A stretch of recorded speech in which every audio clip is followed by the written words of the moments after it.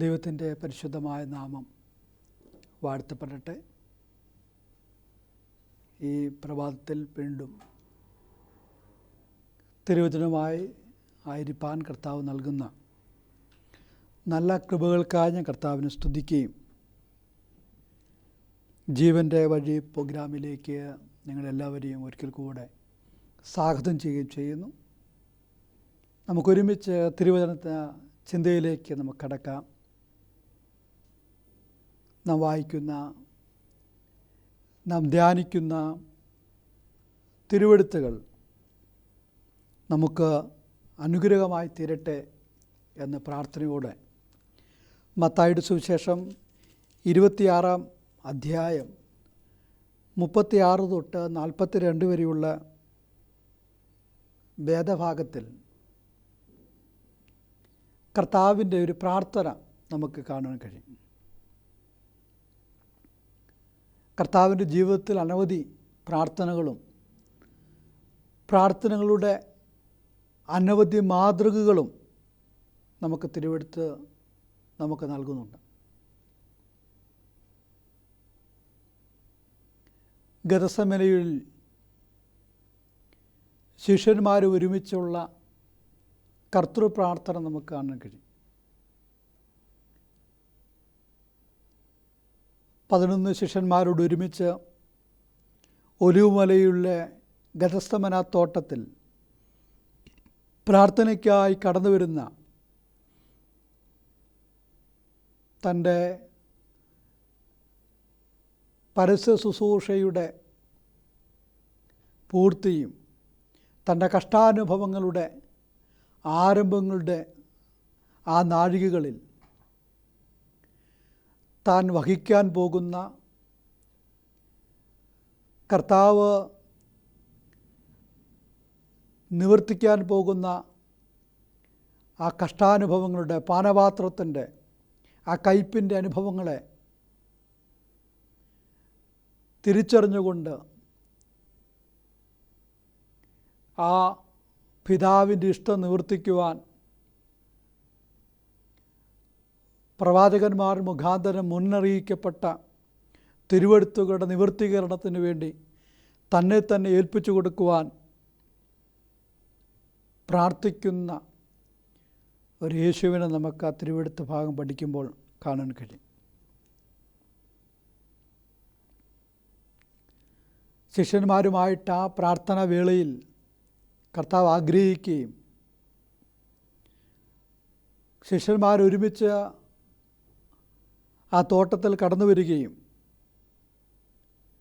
അവരിൽ നിന്ന് 3 ശിഷ്യന്മാരെ സെപ്പറേറ്റ് വേർതിരിച്ച് കുറച്ച് മുമ്പോട്ട് പോയി അവരോടൊരുമിച്ച് മുട്ടുകളെ മടക്കുന്ന, വീണ്ടും അവരെ വിട്ടിട്ട് കർത്താവ് ഏകനായി അതിശ്രദ്ധയോടെ തൻ്റെ വേർപ്പ് രക്തകണികകളായി നിലത്ത് വീഴത്തക്കവണ്ണം അതിവേദനയിൽ തൻ്റെ പ്രാർത്ഥന തുടരുന്നതായിട്ട് തിരുവെഴുത്ത് നമ്മെ പഠിപ്പിക്കുന്നു.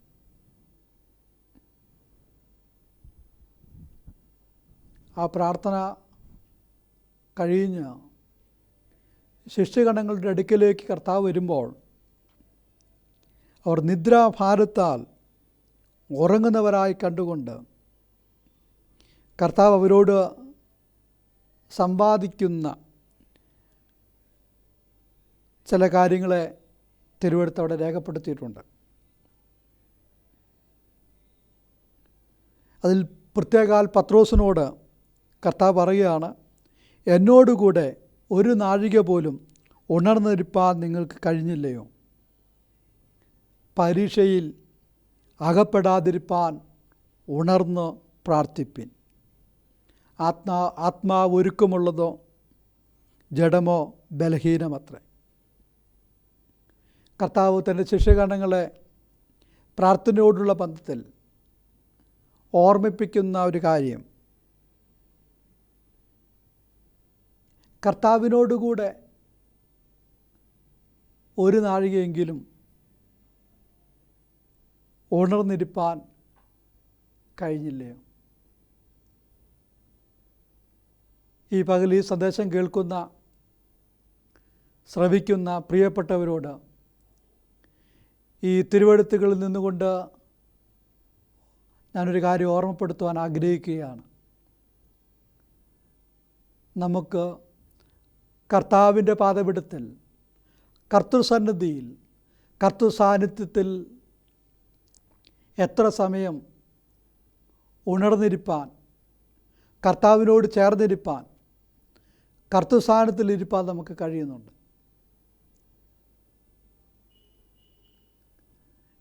അത് കഴിയാതെ പോയ ശിഷ്യഗണങ്ങളെ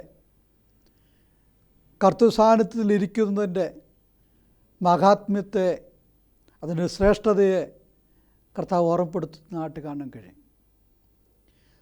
നമ്മുടെ കർത്താവുമായിട്ടുള്ള ബന്ധത്തിൽ നമുക്ക് ചേർന്നിരിക്കുവാൻ കഴിയുന്നത് ഏറ്റവും ഫലപ്രദമായ ഒരാത്മീയ അനുഭവമാണ് പ്രാർത്ഥന എന്നുള്ളത്. മത്തായിയുടെ സുവിശേഷം 18-ാം അധ്യായം 18, 19, 20 വാക്യങ്ങൾ വായിക്കുമ്പോൾ കർത്താവായ യേശു ക്രിസ്തുവിൻ്റെ നാമത്തിൽ 2-3 പേർ അവൻ്റെ നാമത്തിൽ എവിടെ കൂടി വന്നാലും അവരുടെ മധ്യത്തിൽ കർത്താവുണ്ട്. കർത്താവിൻ്റെ സാന്നിധ്യം അവരുടെ മധ്യമുണ്ട്. ആത്മസ്വരൂപനായ ആ കർത്താവിൻ്റെ സാന്നിധ്യം അവർക്ക് അനുഭവിപ്പാൻ കഴിയും.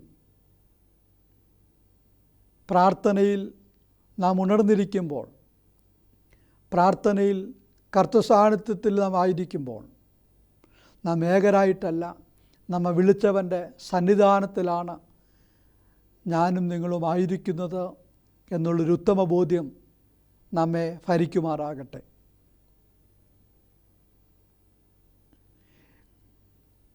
നമ്മുടെ സമയം നാം ചെലവിടുന്നത്, നമ്മുടെ സമയത്തെ നാം വെറുതെ നഷ്ടപ്പെടുത്തുകയല്ല. നമ്മുടെ സമയങ്ങളെ കർത്താവുമായിട്ടുള്ള ബന്ധത്തിൽ, കർത്താവിന് വേണ്ടി നമ്മുടെ സമയത്തെ ചെലവിടുവാൻ, നമ്മുടെ സമയത്തെ കർത്താവിന് വേണ്ടി ഉപയോഗിക്കുവാൻ നമുക്ക് കഴിയുന്നുവെങ്കിൽ നമ്മുടെ ജീവിതം കർത്താവിനാൽ ധന്യമായിത്തീരും. പലരും തങ്ങളുടെ സമയങ്ങളെ തങ്ങൾക്ക് ഇഷ്ടമാവണ്ണം ബോധിച്ചവണ്ണമൊക്കെ ഉപയോഗിക്കുമ്പോൾ നമുക്ക് ജീവൻ നൽകിയ, നമ്മെ വീണ്ടെടുത്ത നമ്മുടെ നാഥന് നമ്മുടെ സമയങ്ങളെ നൽകുവാൻ സർവശക്തൻ നമുക്ക് കൃപ നൽകട്ടെ. വീണ്ടും കർത്താവ് പത്രോസിനോട് പറയുന്ന കാര്യം, പരീക്ഷയിൽ അകപ്പെടാതിരിപ്പാൻ ഉണർന്നിരുന്ന് പ്രാർത്ഥിപ്പിൻ. പ്രാർത്ഥനയുടെ അതിശ്രേഷ്ഠകരമായ മറ്റൊരനുഭവത്തെ, അതിൻ്റെ ആവശ്യകതയെ നാഥൻ തൻ്റെ ശിഷ്യനെ ഓർപ്പിച്ചുണർത്തുന്നതായിട്ട് കാണാൻ കഴിയും. പ്രാർത്ഥിക്കേണ്ട സമയത്ത് പ്രാർത്ഥിക്കാൻ അവസരങ്ങൾ നൽകുമ്പോൾ പ്രാർത്ഥനയെ നിസാരവൽക്കരിക്കപ്പെടുന്ന ഒരു സമൂഹത്തിൻ്റെ മധ്യത്തിൽ പ്രാർത്ഥനയുടെ ശ്രേഷ്ഠതയെ തിരിച്ചറിയുന്നൊരു ഭക്തന് അവന് പ്രാർത്ഥിക്കാതിരിക്കുവാൻ കഴിയുകയില്ല, അവന് മൗനമായിരിക്കുവാൻ കഴിയുകയില്ല. കാരണം അവൻ പ്രാർത്ഥനയുടെ ശക്തിയെ, പ്രാർത്ഥനയുടെ ആവശ്യകതയെ അവൻ തിരിച്ചറിഞ്ഞുകൊണ്ട് ദൈവം അവന് നൽകിയ നല്ല സമയങ്ങളെ അവനതിനെ പ്രാർത്ഥനയ്ക്ക് വേണ്ടി ചിട്ടപ്പെടുത്തുകയും ഒരുക്കുകയും പ്രാർത്ഥനയോടെ കർത്തൃസന്നിധിയിൽ തങ്ങളുടെ സമയങ്ങളെ ചെലവഴിക്കുകയും ആ പ്രാർത്ഥന നിമിത്തമുള്ള ആത്മീയ വിടുതലുകളെ, ദൈവപ്രവർത്തികളെയൊക്കെ അവൻ്റെ ജീവിതത്തിൽ അവനെ കാണുവാൻ, അത് അനുഭവിപ്പാൻ, പ്രാപിപ്പാനൊക്കെ ഇടയായിത്തീർന്നു എന്ന് തിരുവെഴുത്ത് നമ്മെ ഓർമ്മപ്പെടുത്തുന്നു.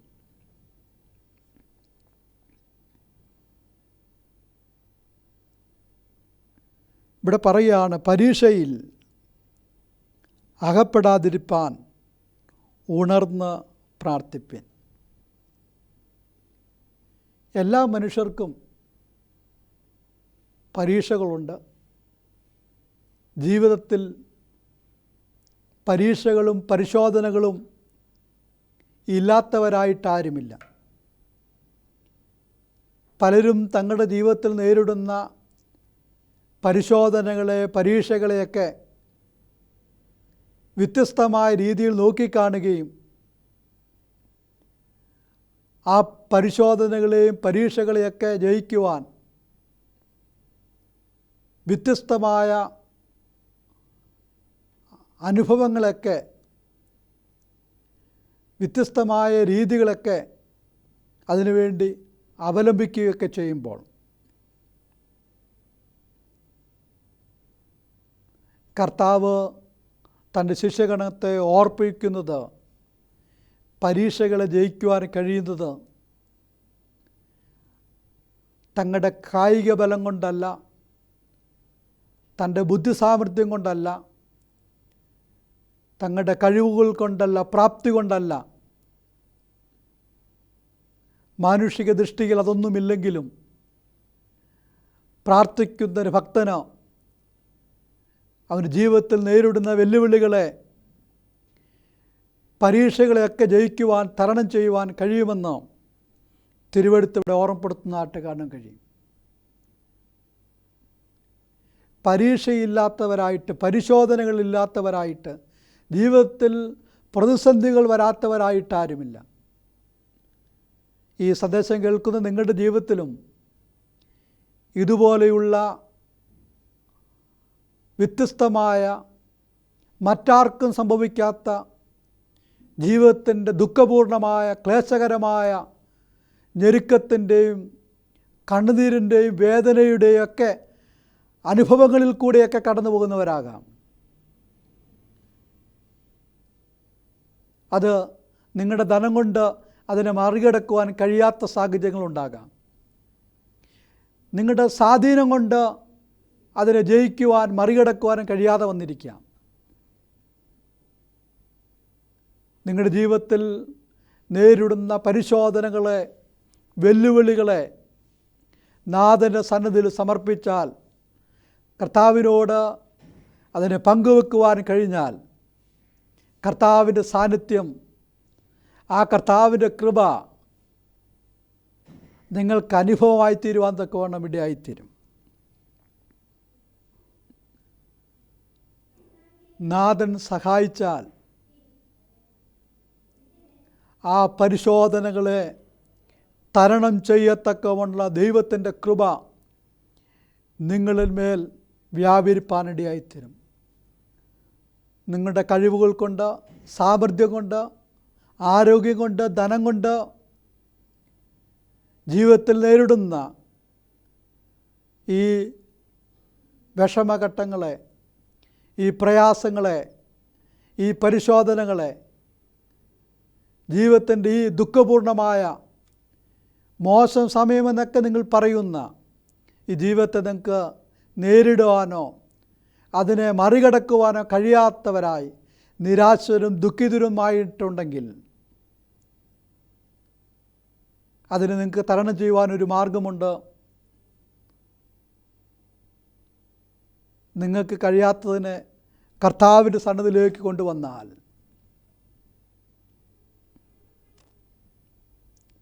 ആ പരീക്ഷകളെ തരണം ചെയ്യുവാനുള്ളൊരു മാർഗം, ഒരു എളുപ്പവഴി ആ വിഷയത്തിൻ്റെ മുമ്പിൽ ദൈവസന്നിധിയിൽ പ്രാർത്ഥിക്കുക എന്നുള്ളതാണ്. നിങ്ങൾ മറ്റെല്ലാ കാര്യവും ചെയ്തിരിക്കുക പ്രാർത്ഥനയൊഴിച്ച്. അതുകൊണ്ടാണ് ഇന്നും ആ ശോധനകളിൽ നിന്നും നിങ്ങൾക്ക് പുറത്തു കടക്കുവാനോ നിങ്ങൾ ആ ശോധനയിൽ അകപ്പെട്ടവരായിരിക്കുവാനുള്ള കാരണം. എന്നാൽ ഈ സന്ദേശം കേൾക്കുന്ന നിങ്ങൾക്ക് നിങ്ങളുടെ സ്ഥിതികളെ തിരിച്ചറിഞ്ഞുകൊണ്ട് മറ്റു പലതും ചെയ്യാൻ നിങ്ങൾക്ക് വഴികളോ സാഹചര്യങ്ങളുണ്ട് എന്നൊക്കെ നിങ്ങൾക്ക് തോന്നിയേക്കാം. എന്നാൽ അതിനേക്കാൾ ഫലകരമായൊരു മാർഗം, ഫലവത്തായ കാര്യം ദൈവത്തിൻ്റെ സന്നിധിയിൽ ആ പരിശോധനയുടെ നടുവിൽ പ്രാർത്ഥിക്കുക എന്നുള്ളതാണ്. കർത്താവിനോട് ചേർന്നിരിക്കുക, കർത്താവിനോട് നിങ്ങളുടെ അവസ്ഥയെ, സാഹചര്യങ്ങളെ പറയുക, പങ്കുവെക്കുക എന്നുള്ളതാണ് കർത്താവിൽ നിന്ന് നിങ്ങളെക്കുറിച്ച് ആഗ്രഹിക്കുന്നത്. അങ്ങനെ കർത്താവിൻ്റെ സന്നിധിയിൽ പ്രാർത്ഥനയോടെ പങ്കുവെക്കുവാൻ, കർത്താവിൻ്റെ സന്നിധി നിങ്ങളുടെ ഹൃദയങ്ങളെ പകരുവാൻ നിങ്ങൾക്ക് കഴിഞ്ഞാൽ ആ പരിശോധനയെ തരണം ചെയ്യത്തക്കവണ്ണമുള്ള ദൈവത്തിൻ്റെ കൃപ കർത്താവ് നിങ്ങളുടെ മേൽ പകർന്ന് നിങ്ങളെ നമ്മെ നടത്തുവാൻ അവൻ സർവശക്തനായ പ്രാർത്ഥന കേൾക്കുന്ന കർത്താവാണ്. പരീക്ഷയിൽ അകപ്പെടാതിരിപ്പാൻ ഉണർന്ന് പ്രാർത്ഥിക്കണം. അടുത്ത നിമിഷം, അടുത്ത ദിവസങ്ങളിൽ നമ്മുടെ ജീവിതത്തിൽ, നമ്മുടെ കുടുംബത്തിൽ, നമ്മുടെ ഭവനത്തിൽ, നമ്മുടെ ജോലി സ്ഥലങ്ങളിൽ, നാം ആയിരിക്കുന്ന ചുറ്റുപാടുകളിൽ എന്ത് സംഭവിക്കും, എന്തായിത്തീരുമെന്നുള്ള മുന്നറിവുകളൊന്നും നമുക്കില്ലെങ്കിൽ പോലും നാം അറിഞ്ഞും അറിയാതെയുമൊക്കെ നമ്മുടെ ജീവിതത്തിൽ തരണം ചെയ്യുന്ന പരിശോധനകളെ നമുക്ക് ജയിക്കുവാൻ കഴിയുന്നത്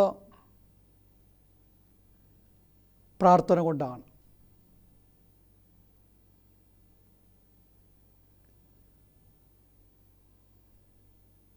പ്രാർത്ഥനയാൽ നമുക്ക് പരിശോധനകളെ ജയിക്കുവാൻ കഴിയും. പ്രാർത്ഥനയാൽ നമ്മുടെ പരീക്ഷകളെ നമുക്ക് തരണം ചെയ്യുവാൻ കഴിയും. ജീവിതത്തിൽ പരീക്ഷിക്കപ്പെട്ട പരിശോധനയുടെ ജീവിതത്തിൻ്റെ വ്യത്യസ്തമായ അനുഭവങ്ങളിൽ കൂടെ കടന്നു പോകുമ്പോൾ നാം ദുഃഖിതരും നിരാശരും ക്ഷീണിതരും ഒക്കെയായി ഒതുങ്ങിപ്പോകുവാനല്ല കർത്താവ് നമ്മെക്കുറിച്ച് ആഗ്രഹിക്കുന്നത്. അതിൽ നിന്ന് പുറത്തു വരുവാൻ, അതിനെ ഓവർകം ചെയ്യത്തക്കവണ്ണമുള്ള ദൈവകൃപയ്ക്ക് വേണ്ടി പരിശോധനകളിൽ നിന്ന് നമ്മെ ഉദ്ധരിക്കുന്നവൻ്റെ കരങ്ങളിൽ നമ്മെ സമർപ്പിക്കുവാൻ നമ്മുടെ പ്രാർത്ഥനകൾ പര്യാപ്തമായി തീരട്ടെ. ഞാൻ എത്ര പ്രാർത്ഥിച്ചിട്ടും എൻ്റെ സ്ഥിതിക്ക് ഒരു മാറ്റവുമില്ല, എൻ്റെ ഈ കഷ്ടത എന്ന് തീരും, എന്ന് എനിക്കിതിൽ നിന്നൊരു വിമോചനമുണ്ടാകും, എന്നെൻ്റെ സ്ഥിതി മാറും എന്നൊക്കെ നിങ്ങൾ ചിന്തിക്കുന്നുവെങ്കിൽ പ്രാർത്ഥനയാൽ കഴിയാത്തതൊന്നുമില്ല. പ്രാർത്ഥന കേൾക്കുന്ന ദൈവത്താൽ സകലവും സാധ്യമാണ് എന്ന് കർത്താവിൽ നമുക്ക് വിശ്വസിക്കുവാൻ നമുക്ക് കഴിയണം. അതുകൊണ്ട് ഈ നാളുകളിൽ ആവശ്യബോധത്തോടെ ഉണർന്ന് കർത്താവിൻ്റെ സന്നിധിയിൽ പ്രാർത്ഥിപ്പാൻ സർവശക്തൻ നമ്മെ തിരുവചനത്തിൽ കൂടെ നമ്മെ ഓർമ്മപ്പെടുത്തുകയാണ്. ജീവിതത്തിൽ പരിശോധനകൾ വരുമ്പോൾ നാം തളർന്നു പോകാതിരിക്കണമെങ്കിൽ നമുക്കൊരു പ്രാർത്ഥനാ ജീവിതം ഉണ്ടാകണം. പരിശോധനകൾ വന്നിട്ടല്ല നാം പ്രാർത്ഥിക്കേണ്ടത്. പ്രാർത്ഥിക്കുന്നൊരു ഭക്തനെ സംബന്ധിച്ച് അവൻ്റെ പരീക്ഷകളിൽ, പരിശോധനകളിൽ അവൻ തളർന്നു പോകുകയില്ല, അവൻ താളടിയായി പോകുകയില്ല. അവനെ പരീക്ഷകളെ തരണം ചെയ്യുവത്തക്കവണ്ണം പ്രാർത്ഥനയിൽ അവൻ പ്രാപിച്ച ദൈവത്തിൻ്റെ കൃപ അവനെ അതിനായി പ്രാപ്തീകരിക്കുന്നു, അതിനായി അവനെ ശക്തീകരിക്കുന്നു എന്ന് തിരുവെടുത്ത് നമ്മെ പഠിപ്പിക്കുന്നു. പഴയ നിയമത്തിൽ ദാനിയേലിനെക്കുറിച്ച് നാം വായിക്കുമ്പോൾ അവൻ ഇടവിടാതെ ദിവസം 3 പ്രാവശ്യം മുട്ടുകുത്തി യെരൂശലേമിന് നേരെ കിളിവാതിലുകളെ തുറന്ന് പ്രാർത്ഥിക്കുന്നൊരു ഭക്തൻ നമുക്ക് കാണാൻ കഴിയും. അവൻ്റെ വിരോധികൾ അവനെക്കുറിച്ച് കുറ്റമൊക്കെ കണ്ടുപിടിക്കുവാനൊക്കെ ഉള്ള പല വഴികളും അവർ നോക്കിയിട്ടും ദാനിയേൽ എല്ലാത്തിലും വിശ്വസ്തനായിരുന്നതുകൊണ്ട് അവനൊരു കുറവോ കുറ്റമോ അവനിൽ കണ്ടെത്തിയില്ല എന്നാണ് തിരുവെടുത്ത് പറയുന്നത്. എന്നാൽ അവനെ കുടുക്കുവാൻ പുതിയ നിയമങ്ങളൊക്കെ ഉണ്ടാക്കി 30 ദിവസത്തിന് രാജാവിനോടല്ലാതെ മറ്റാരോടും പ്രാർത്ഥിക്കരുത്, അഥവാ പ്രാർത്ഥിച്ചാൽ സിംഹങ്ങളുടെ ഗുഹയിൽ ഇട്ട് കളയണമെന്നുള്ള രാജകൽപ്പനയൊക്കെ പുറപ്പെടുവിച്ചുവെങ്കിലും ഭക്തനെ സംബന്ധിച്ച് അവൻ പ്രാർത്ഥിക്കേണ്ടത് ആരോടാണ്, ആരോട് മാത്രമേ പ്രാർത്ഥിക്കാവൂ എന്നുള്ള തിരിച്ചറിവ് ദാനിയേലിൻ്റെ ജീവിതത്തിലുണ്ടായിരുന്നു. ദാനിയേൽ 30 ദിവസം പ്രാർത്ഥിക്കാതിരുന്നില്ല. അവൻ ചെയ്തു വരുന്ന അവൻ്റെ പതിവ് മുടക്കാതെ പ്രാർത്ഥനാ നിരതനായി തൻ്റെ ജീവിതത്തെ, തൻ്റെ ഉത്തരവാദിത്തങ്ങളെയൊക്കെ മുൻപോട്ട് നയിക്കുമ്പോൾ രാജകൽപ്പനയ്ക്കെതിരായി അവനെ കുടുക്കുവാൻ വേണ്ടി അവനെതിരായി എഴുതിയ രാജകൽപ്പന നിമിത്തം അവൻ പിടിക്കപ്പെട്ട് സിംഹങ്ങളുടെ ഗുഹയിൽ തന്നെ എടുത്തെറിയുമ്പോഴും ആ സിംഹങ്ങളുടെ ഗുഹയിലും ദൈവത്തിൻ്റെ ദൂതനെ അയച്ച സിംഹങ്ങളുടെ വായടച്ച് അവനെ രക്ഷിക്കത്തക്കവണ്ണം ദൈവത്തിൻ്റെ കൃപ അവന് വേണ്ടി വെളിപ്പെടുന്നതായിട്ട് നമുക്ക് കാണാൻ കഴിയും. പ്രാർത്ഥിക്കുന്ന ഭക്തനെ സിംഹത്തിന് പോലും ഒന്നും ചെയ്യാൻ കഴിഞ്ഞില്ല. പ്രാർത്ഥന നിമിത്തം പ്രാർത്ഥിക്കുന്ന ഭക്തൻ പരിശോധനയുടെ അനുഭവത്തിൽ കൂടെ അവന് കടന്നു പോകേണ്ടി വന്നു. എന്നാൽ പ്രാർത്ഥിക്കുന്നവനെ പരാജയപ്പെടുത്തുവാൻ, പ്രാർത്ഥിക്കുന്നവനെ ഇല്ലായ്മ ചെയ്യുവാൻ ശത്രുക്കൾക്ക് കഴിഞ്ഞില്ല. അവനെ ആ ഗുഹയിൽ നിന്നും, സിംഹങ്ങളുടെ ഗുഹയിൽ നിന്നും ഒരു കേടും കൂടാതെ അവനെ പുറത്തു കൊണ്ടുവരത്തക്കവണ്ണം ദൈവം അവൻ്റെ പ്രാർത്ഥന കേട്ടു. അല്ലെങ്കിൽ പ്രാർത്ഥിക്കുന്ന ഭക്തൻ്റെ ജീവിതത്തിൽ ദൈവപ്രവൃത്തി വെളിപ്പെടുന്നു. പരിശോധനകൾക്ക് അവനെ തകർത്ത് കളയുവാൻ കഴിയുകയില്ല എന്ന് തിരുവെടുത്ത് നമ്മെ ഓർമ്മപ്പെടുത്തുന്നതായിട്ട് കാണാൻ കഴിയും. ദൈവം നമുക്ക് പ്രാർത്ഥിക്കുവാൻ അവസരങ്ങൾ നൽകുമ്പോൾ പ്രതിസന്ധി വന്നിട്ടല്ല നാം പ്രാർത്ഥിക്കേണ്ടത്. നാം ആരോഗ്യത്തോടിരിക്കുമ്പോൾ, സൗഖ്യത്തോടിരിക്കുമ്പോൾ, ഇപ്പോൾ എനിക്ക് ഒരു കുഴപ്പമില്ല എന്നൊക്കെ നമ്മൾ പറയുമ്പോൾ പോലും ദൈവം നമുക്ക് നൽകിയ സമയങ്ങളെ പ്രാർത്ഥനയ്ക്ക് വേണ്ടി വിനിയോഗിപ്പാൻ സർവശക്തൻ നമുക്ക് കൃപ നൽകട്ടെ. എന്താ പ്രാർത്ഥിച്ചില്ലെങ്കിൽ എനിക്കിപ്പോൾ പരിശോധന ഇല്ലല്ലോ എന്നൊക്കെ ചിന്തിക്കുന്നുവെങ്കിൽ, പത്രോസിനെ സംബന്ധിച്ച് അങ്ങനെയൊരു ജീവിത സാഹചര്യത്തിൽ കൂടിയാണ് അവൻ കടന്നുപോയത്.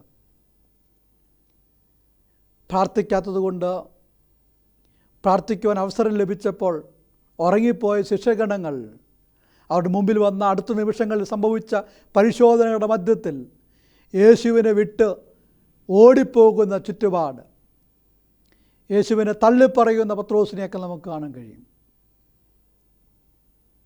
അതിനൊക്കെ കാരണം പ്രാർത്ഥിക്കുവാൻ അവസരം ലഭിച്ചപ്പോൾ, ദൈവത്തെ സേവിപ്പാൻ അവസരം ലഭിച്ചപ്പോൾ, കർത്താവിന് വിളിച്ചപേക്ഷിപ്പാൻ അവസരങ്ങൾ ലഭിച്ചപ്പോൾ ഉണർന്ന് പ്രാർത്ഥിപ്പാൻ കഴിയാതെ ഉറങ്ങിപ്പോയതുകൊണ്ട് അവരുടെ ജീവിതത്തിൽ പരാജയങ്ങൾ സംഭവിക്കുന്ന, കർത്താവിനെ വിട്ടുപോകുന്ന, ഓടിപ്പോകുന്ന, കർത്താവിനെ തള്ളിപ്പറയുന്ന ജീവിത സാഹചര്യങ്ങളൊക്കെ ഉണ്ടാകുന്നതായിട്ട് കാണാൻ കഴിയും. എന്നാൽ നമ്മുടെ ജീവിതത്തിൽ ഈ കാലഘട്ടത്തിൽ പ്രതിസന്ധികളും പ്രതികൂലങ്ങളും ഒക്കെ വർദ്ധിക്കപ്പെടുമ്പോൾ ഈ ലോകത്തിന് വേണ്ടി, ലോകമോഹങ്ങൾക്ക് വേണ്ടി, ലോകത്തിൻ്റെ ഇമ്പങ്ങൾക്ക് വേണ്ടി കർത്താവിനെ ത്യജിക്കാതെ പ്രതിസന്ധികളുടെ നടുവിൽ, പരിശോധനകളുടെ നടുവിൽ ക്രിസ്തീയ വിശ്വാസത്തെ ചോദ്യം ചെയ്യുന്നവരുടെ മധ്യത്തിൽ പരിശോധനകളിൽ പതറിപ്പോകാതെ വിശ്വാസത്തെ നിലനിൽക്കത്തക്കവണ്ണം നമ്മെ പ്രാപ്തീകരിക്കേണ്ടതിന് പ്രാർത്ഥിക്കുന്നവരായി, പ്രാർത്ഥന മുടക്കാത്തവരായി, പ്രാർത്ഥന അനുഭവമുള്ളവരായി, പ്രാർത്ഥന ജീവിതമുള്ളവരായി തീരുവാൻ, മുടങ്ങാതെ പ്രാർത്ഥിക്കുവാൻ, ഉത്സാഹത്തോടെ പ്രാർത്ഥിപ്പാൻ, വിശ്വാസത്തോടെ പ്രാർത്ഥിക്കുവാൻ, ഉണർന്ന് പ്രാർത്ഥിക്കുവാൻ തിരുവചനം നമ്മെ ആഹ്വാനം ചെയ്യുകയാണ്. നാളെ അടുത്ത നിമിഷങ്ങളിൽ ഏതൊക്കെ ശോധനകൾ നമ്മുടെ ജീവിതത്തിൽ വരുമെന്ന് നമുക്കറിയത്തില്ലെങ്കിലും നമുക്കറിയാവുന്ന ഭാഷകളിൽ നമുക്കറിയാവുന്ന രീതിയിൽ കർത്താവിൻ്റെ സന്നിധിയിൽ നമ്മെ സമർപ്പിച്ചുകൊണ്ട് നമുക്ക് പ്രാർത്ഥിപ്പാൻ കഴിഞ്ഞാൽ, കർത്താവിനോട് ചേർന്നിരിപ്പാൻ കഴിഞ്ഞാൽ, പ്രാർത്ഥനയിൽ നമുക്ക് ബലം ധരിക്കുവാൻ കഴിഞ്ഞാൽ, തീർച്ചയായിട്ടും ഒരു ദൈവപ്രവൃത്തി നമ്മുടെ ഓടുള്ള ബന്ധത്തിൽ കർത്താവ് നമുക്ക് വേണ്ടി വെളിപ്പെടുത്തും. കർത്താവ് തൻ്റെ ശിഷ്യങ്ങളോട് പറയുകയാണ്, പരീക്ഷയിൽ അകപ്പെടാതിരിപ്പാൻ ഉണർന്ന് പ്രാർത്ഥിപ്പീൻ. ഈ സന്ദേശം കേൾക്കുന്ന പ്രിയപ്പെട്ടവരോട് ഈ തിരുവചനത്തിൽ നിന്നുകൊണ്ട് ഒരിക്കൽ കൂടെ ഓർമ്മപ്പെടുത്തട്ടെ, നമ്മുടെ പരീക്ഷകളെ തരണം ചെയ്യത്തക്കവണ്ണം ഈ പരിശോധനകളുടെ നടുവിൽ കൂടെ നാം കടന്നു പോകുന്നുവെങ്കിൽ ഉണർന്ന് പ്രാർത്ഥിക്കുക. കർത്താവ് അതിനാൽ നമ്മെ സഹായിക്കട്ടെ. നമ്മുടെ കണ്ണുകളെ അടയ്ക്കാം. ഒരു നിമിഷം നമുക്ക് പ്രാർത്ഥിക്കാം. ഞങ്ങളെ സ്നേഹിക്കുന്ന സ്വർഗീയ പിതാവേ, ഈ മനോഹരമായ സമയത്തിനായി സ്തോത്രം ചെയ്യുന്നു. ഞങ്ങൾ ഈ പകൽ ചിന്തിച്ച തിരുവചനത്തിനായി സ്തോത്രം. പരീക്ഷയിൽ അകപ്പെടാതിരിപ്പാൻ ഉണർന്ന് പ്രാർത്ഥിപ്പാൻ കൃപ നൽകണമേ. ഞങ്ങളുടെ ജീവിതത്തിൽ പ്രാർത്ഥനയിൽ പരാജയം സംഭവിച്ചിട്ടുണ്ട്, കുറവുകൾ സംഭവിച്ചിട്ടുണ്ട്. ആമേ, ഞങ്ങളുടെ ജീവിതത്തിൽ ഉണർവ് നഷ്ടപ്പെട്ടവരായി ക്ഷീണിച്ചു പോയിട്ടുണ്ട്. നിങ്ങൾ ക്ഷമിക്കണമേ. ഞങ്ങളുടെ ജീവിതത്തിലെ പരിശോധനകൾ ജയിക്കത്തക്കവണ്ണം ഉണർന്ന് പ്രാർത്ഥിപ്പാൻ നിൻ്റെ കൃപ നൽകണമേ എന്നങ്ങയോട് പ്രാർത്ഥിക്കുന്നു. നിന്റെ ജനത്തെ അതിനായി അനുഗ്രഹിക്കുന്നു. കൃപ നൽകണമേ. യേശുവിൻ നാമത്തിൽ തന്നെ. ആമേൻ, ആമേൻ. Praise the Lord. കർത്താവ് ഈ വചനങ്ങളാൽ നമ്മെ എല്ലാവരെയും അനുഗ്രഹിക്കട്ടെ. പരീക്ഷയിൽ അകപ്പെടാതിരിപ്പാൻ ഉണർന്ന് പ്രാർത്ഥിപ്പാൻ, ഉണർന്നിരിപ്പാൻ, പ്രാർത്ഥനയിൽ ഉണർന്നിരിപ്പാൻ സർവശക്തൻ തൻ്റെ കൃപ നമ്മുടെ മേൽ ചൊരിയട്ടെ. Praise the Lord. ആമേൻ, ആമേൻ, ആമേൻ.